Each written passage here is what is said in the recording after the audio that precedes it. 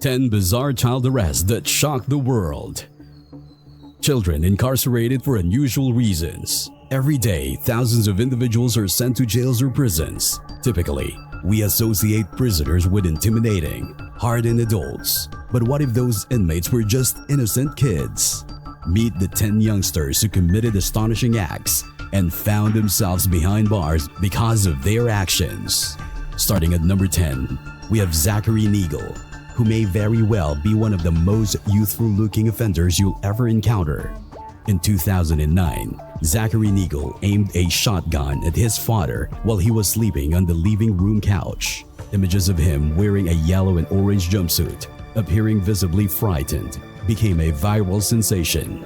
This crime was nothing short of shocking, and the fact that Zachary was a mere 14 years old at that time made it all the more astonishing. Throughout the trial, he sat quietly, constantly observed by his lawyer, and in court he was restrained with handcuffs, his arms and metal brace securing his waist, with an additional chain connecting his waist to his handcuffs. He received a 96-year prison sentence for his actions, a punishment that many believe was excessively harsh.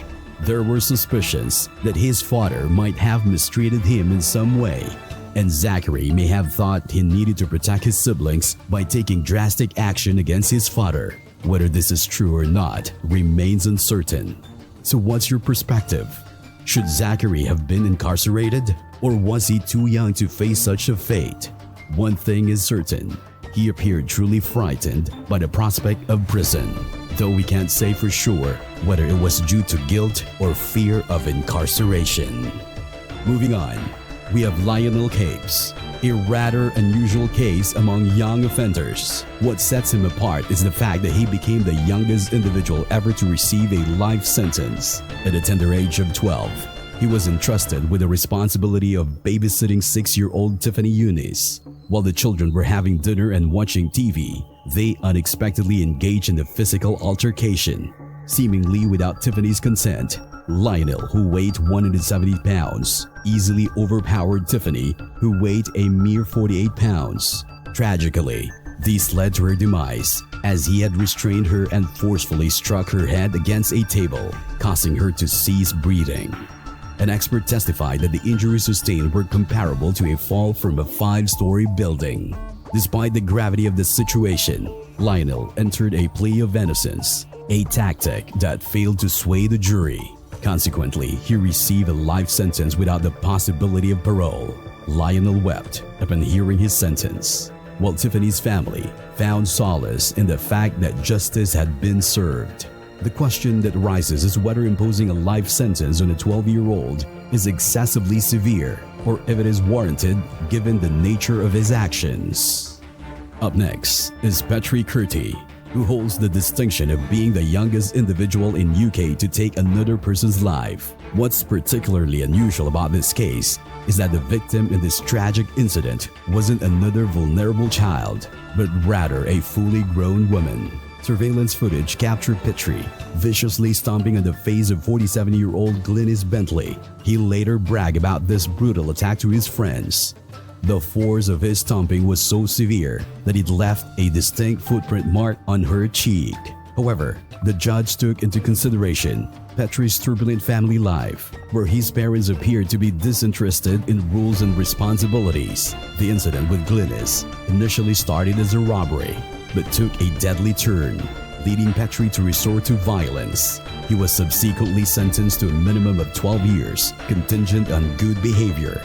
Yet, considering his troubled behavior, the likelihood of that happening appears slim. His 20-year-old accomplice, Shohid Majid, received a 12-year sentence for charges of manslaughter and robbery. Our next case involves Alex King, and it's undeniably one of the most perplexing on this list. It's a situation that might leave you conflicted when determining whether Alex is culpable for his action. At the age of 12, young Alex claimed to have formed a relationship with his neighbor, Ricky Chavez. This intimate connection endured for several months before Ricky supposedly encouraged Alex to strike his father with a metal baseball bat while he slept, leading to the tragic demise of his father.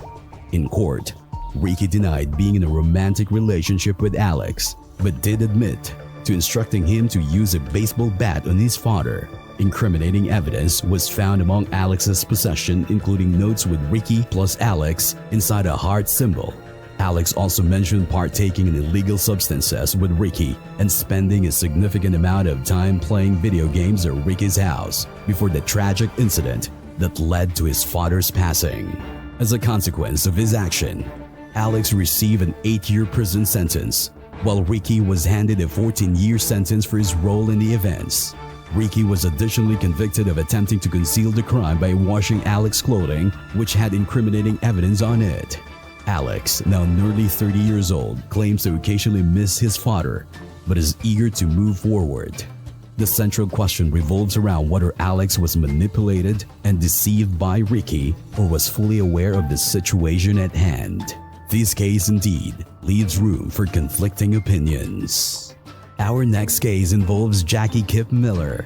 However, in 2011, she made a headline for a shocking incident that had nothing to do with a remarkable selfie. At just 19 years old, she took the life of her newborn son. Although she pleaded not guilty, the judge firmly asserted that she was fully aware of her actions and the gravity of what she had done.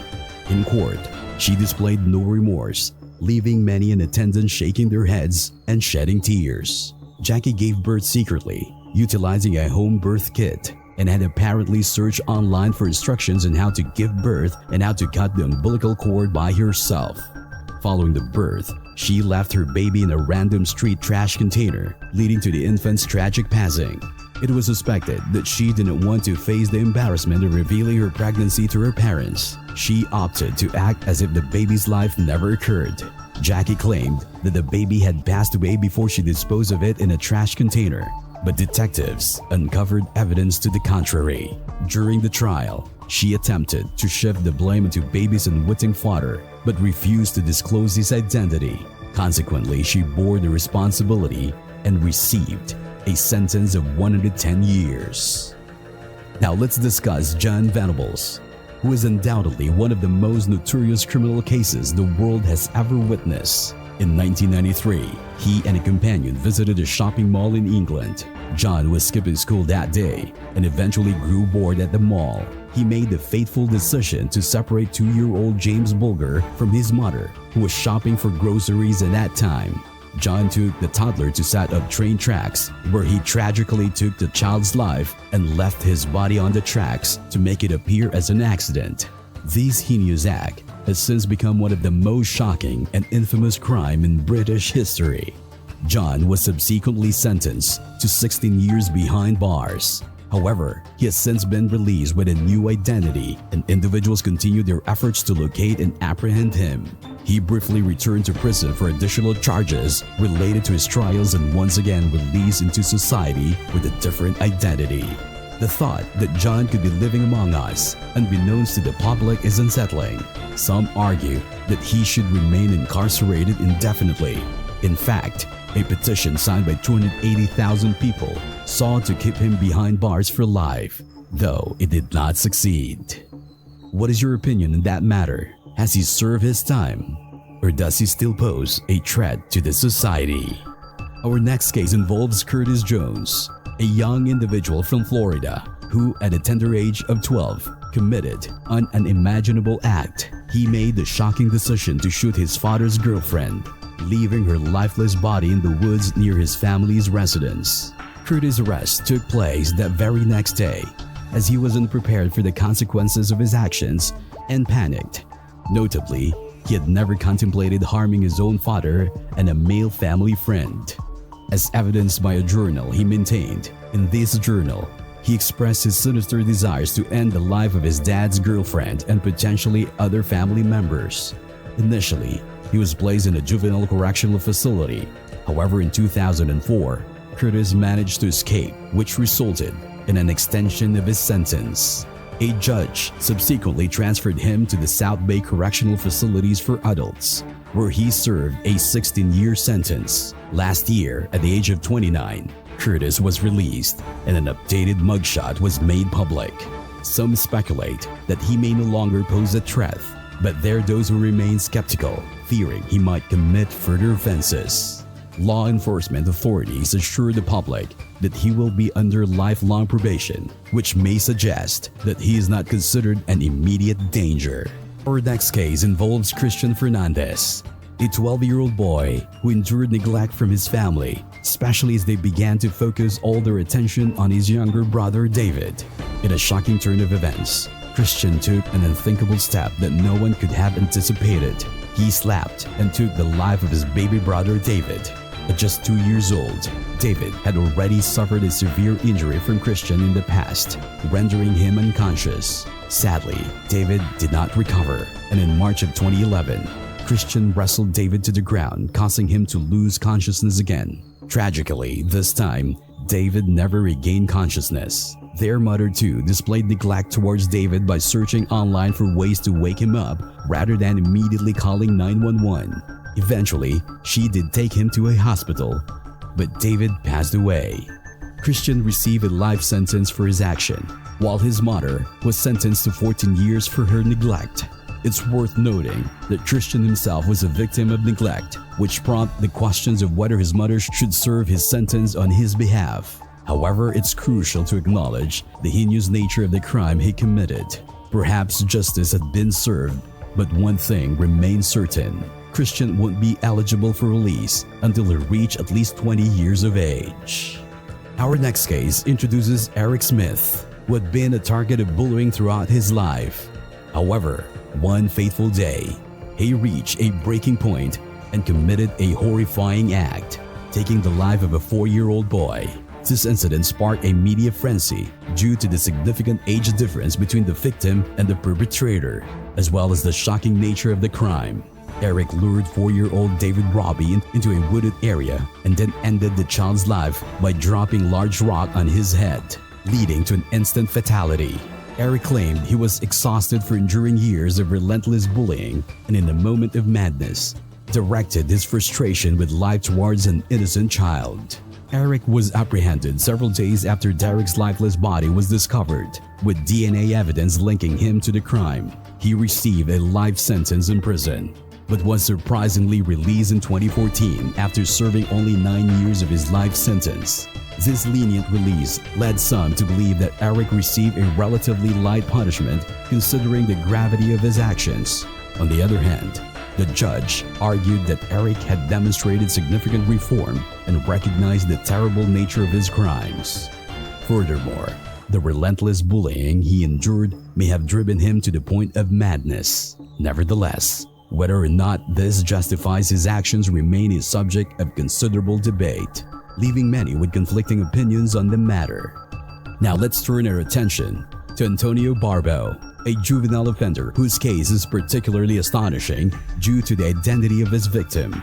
In 2014, Antonio committed a horrifying act by attacking his 78-year-old grandmother with a hatchet. Following this, he fled to a bathroom and attempted to end his own life. The judge presiding over the case remarked that he had never encountered anything as disturbing and handed Antonio a 36-year prison sentence, effectively keeping him incarcerated until he reaches at least 50 years of age. Antonio displayed significant remorse during the proceedings, and he was in such distress while writing his statements that his attorney had to take over. He initially intended to rob his grandmother, with the idea originating from one of his friends. However, the situation took a tragic turn, and Antonio ended up taking his grandmother's life after they dined at a pizza restaurant. This inexplicable act raises questions about his thought process and how he believed he could evade justice. Antonio described it as a moment of sickness and madness. The judge, who had presided over cases for 24 years, declared this to be the worst crime he had ever witnessed. The debate revolves around whether Antonio deserved to remain incarcerated until he turns 50, with some arguing in favor of such lengthy imprisonment. What are your thoughts on this matter? Thank you for joining us as we delve into these complex and often unsettling cases. Each one presented a unique set of circumstances and raised profound questions about the nature of justice, the consequences of one's actions, and the intricacies of the human psyche. These stories serve as a reminder of the multifaceted and often perplexing world of criminal cases. If you have any more questions or would like to explore further topics, please feel free to comment down below. Thanks for watching, and we'll see you in the next one.